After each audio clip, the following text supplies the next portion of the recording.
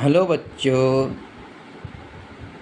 आज हम 12वीं क्लास का जीव विज्ञान का मानव प्रजनन अंग का चैप्टर पढ़ने जा रहे हैं, जिसमें अपन आज शुक्राणु जनन नलिकाओं के आरकी काट का एक दृश्य देखेंगे, यानी कि schematic section of the seminiferous tube में शुक्राणु जनन नलिका का आरकी काट का दृश्य देखेंगे कि जब इसका अपन आरकी दृश्य देखते हैं तो उसके अंदर हमें क्या क्या दिखाई देता है।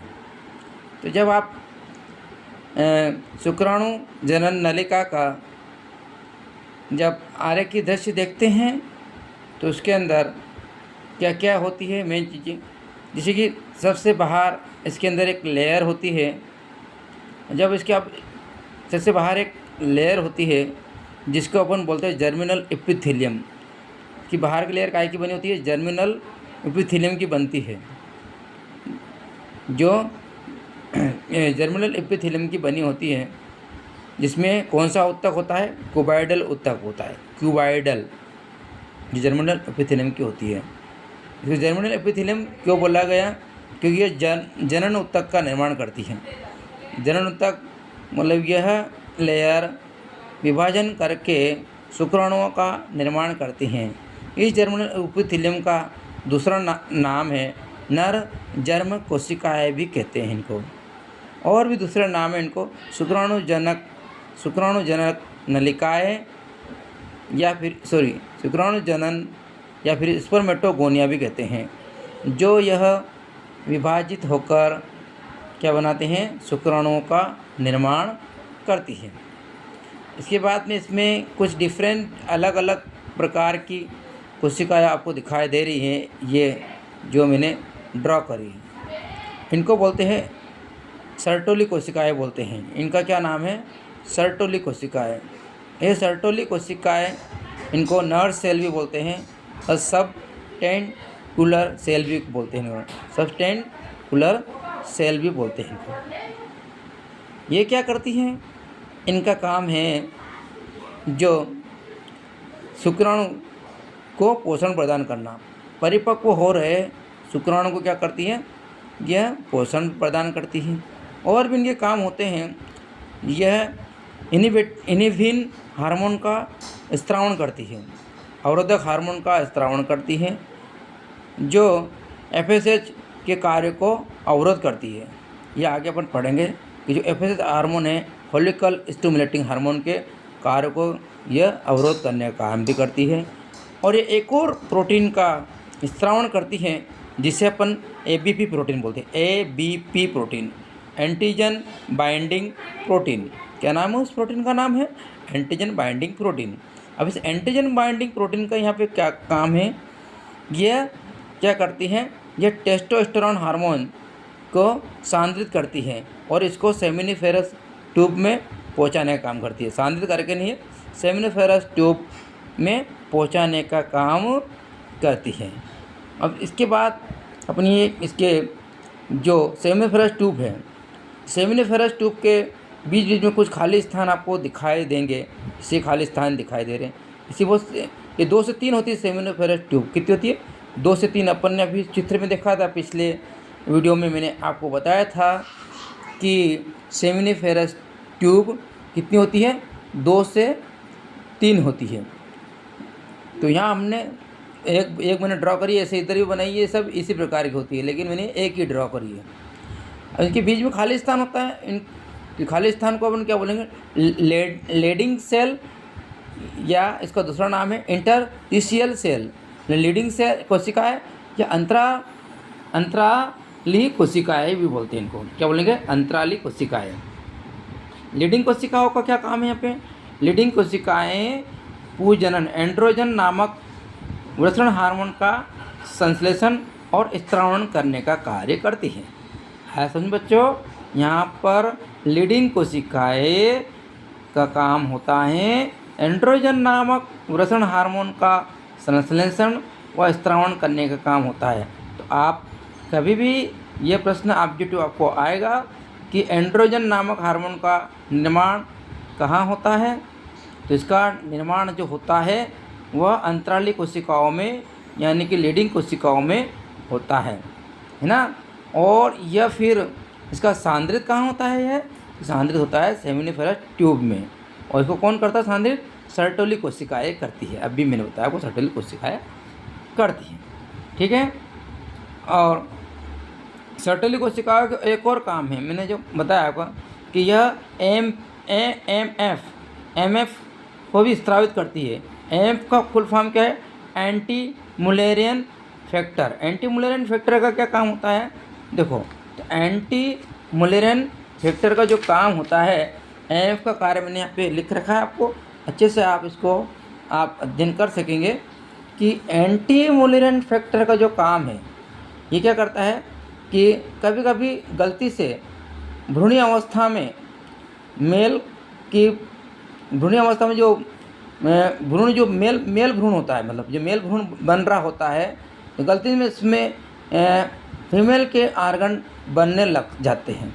ये क्यों बनने लग जाते हैं, मतलब फीमेल वाले आर्गन उसके अंदर क्यों बनने लग जाते हैं? क्योंकि सबके अंदर एक डक्ट या एक नलिका उपस्थित होती है। उस नलिका का नाम है मुलेरियन डक्ट। ये मुलेरियन डक्ट किस लिए रिस्पॉन्सिबल होती है? यह मुलेरियन डक्ट रिस्पॉन्सिबल फॉर ये होती है फीमेल रिप्रोडक्टिव आर्गन के निर्माण के लिए, जैसे यूटेरस और फेलोपियन डक्ट के निर्माण के लिए रिस्पॉन्सिबल होती है।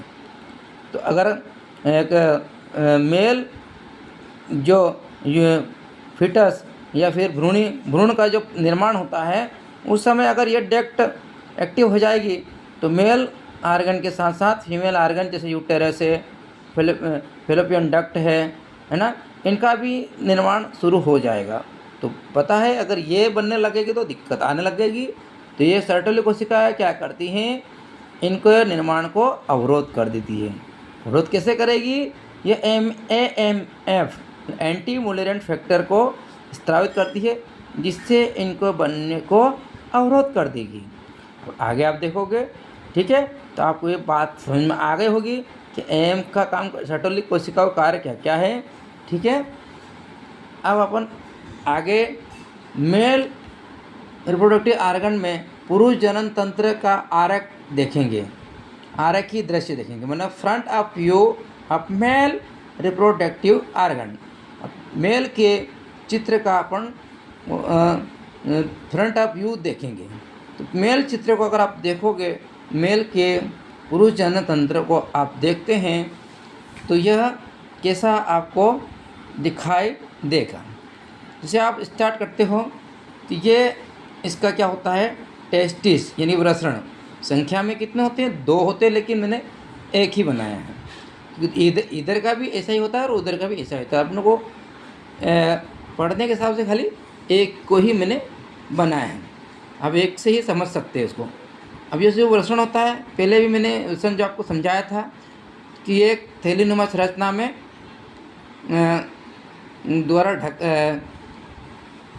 थैलीनुमा संरचना में यह ढका रहता है। उसका नाम क्या था? स्क्रोटम या वृषण कोश होते हैं। अब ये जो संरचना दिख रही है आपको, इसको क्या बोलते हैं? एपिडिडाइमिस बोलते हैं, अधिवृषण बोलते हैं हिंदी में, एपिडिडाइमिस या अधिवृषण।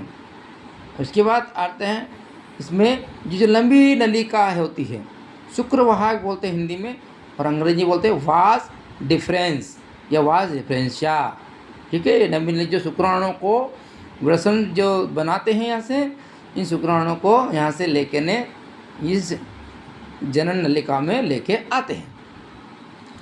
अब जब ये नली यहाँ तक, तो ये क्या कहलाएगी?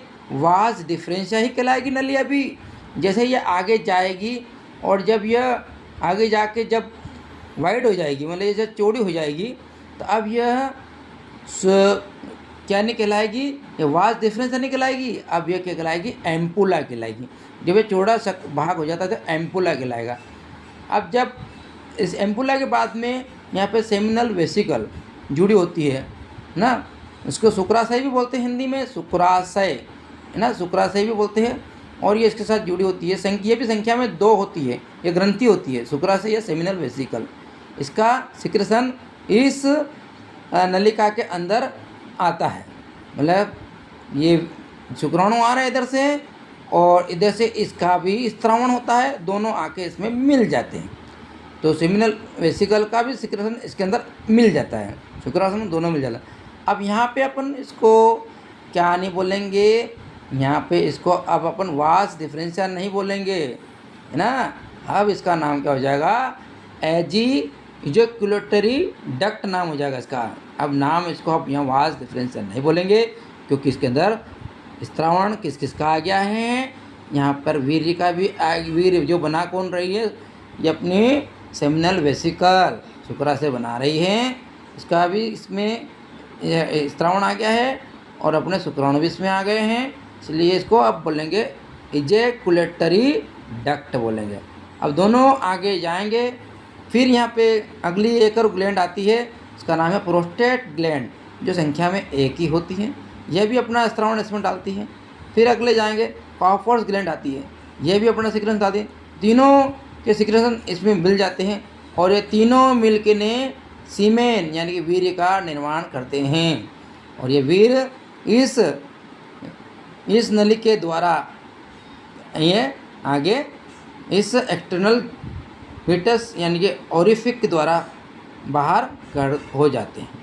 तो ये जो ये नली जो है, अब ये नली दिखाई दे रही है आपको सभी को, इस नली के द्वारा 2 चीज़ें बाहर निकलती है। इसी नली के द्वारा वीर्य भी बाहर निकलता है और इसी नली के द्वारा यूरिन भी बाहर निकलता है। मतलब यूरिन प्लस वीर्य यानी सीमेन भी बाहर निकलता है, इसलिए इसका नाम क्या रखा हमने, यूरिन प्लस सीमेन दोनों बस में बाहर निकलते हैं, इसलिए इसको नाम क्या है, यूरिनोजेनाइटल डक्ट नाम रखा गया है ना। यूरिनोजेनाइटल डक्ट है ना, इसका नाम इसलिए क्या रखा गया, यूरिनोजेनाइटल डक्ट होता है। ठीक। अब जो मेल का जो ये वाला जो जेनाइटल आर्गन है, ये कापुल क्या होता है, इसको अपन ये भी बोल सकते हैं, क्या नाम दो उसका, पेनिस बोलते हैं। और इस पेनिस के आगे जो खुला हुआ भाग होता है उसको ग्लैंड पेनिस बोलते हैं या फोर स्किन बोलते हैं। जो उसके आगे स्किन होती है, जो आगे पीछे कर सकते हैं आप उसको, फोर स्किन भी बोल सकते हो, फोर स्किन ना। और इसके बाद इसमें ये तो ये इस प्रकार से फिर आप इसको 3 पार्ट में डिवाइड कर सकते हैं। इसको 3 पार्ट में कैसे, जैसे कि यहाँ पे कौन थी सेमिनल वेसिकल ग्लैंड थी इसमें, तो इसके आधार पर इसका नाम क्या, प्रोस्टेट यूरेथ्रा हो गया। ये वाला पार्ट इसका फर्स्ट वाला प्रोस्टेट यूरेथ्रा। सेकेंड में इसमें ये काफर्स ग्लैंड होती है, तो इसका हो गया मेम्ब्रेनस यूरेथ्रा वाला पार्ट हो गया, ये वाला भाग इसका। और ये इसमें वाले पार्ट में यूरिन और जेनाइटल डक्ट जो इसमें सब मिली होती है, इसे इसको यहाँ पे सॉरी ये भी होती है और ये पेनिस भी इसमें मिला होता है, इसे पेनियल यूरेथ्रा बोला गया। 3 भाग में बटा था, प्रोस्टेट यूरेथ्रा, मेम्ब्रेनस यूरेथ्रा और पेनियल यूरेथ्रा, ये 3 पार्ट में डिवाइड होता है। तो आप इसको डायग्राम को अगर हिंदी में भी देखना चाहो तो हिंदी में भी देख सकते हैं, क्योंकि मैंने हिंदी में ड्रा करा, कभी बच्चों को अंग्रेजी में कभी समझ में नहीं आए तो देखो भाई मैंने ये एम्पुला है, ये शुक्राशय ही है, प्रोस्टेट ग्लैंड है, ग्रंथि शुक्रवाहक अधिवृषण, और ये सीसन मून, ये अग्रछेदक जिसको अपन ने फोर स्किन बोला था, मूत्र मार्ग है ना, जिसके वीर्य और मूत्र दोनों एक ही दोनों साथ में आते हैं इसी मार्ग के द्वारा।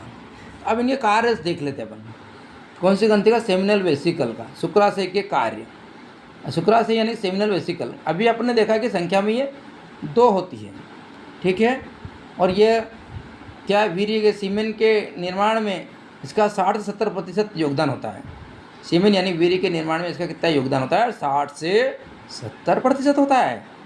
इसमें क्या क्या होता है, यह फ्रेक्टोज होता है, इसमें इनोसिटॉल होता है, इसमें होता है जो शुक्राणु के पोषण प्रदान करने का काम करते हैं। क्या क्या होगा इसमें याद रखना, फ्रेक्टोज होता है, इनोसिटॉल होता है, जो शुक्राणु का पोषण प्रदान करने का काम करते हैं। इसे फाइब्रिनोजन नामक एंजाइम भी होता है, जो सीमेन को गाढ़ा करने में यानी क्लॉट थक्का जमाने में सहायता करता है।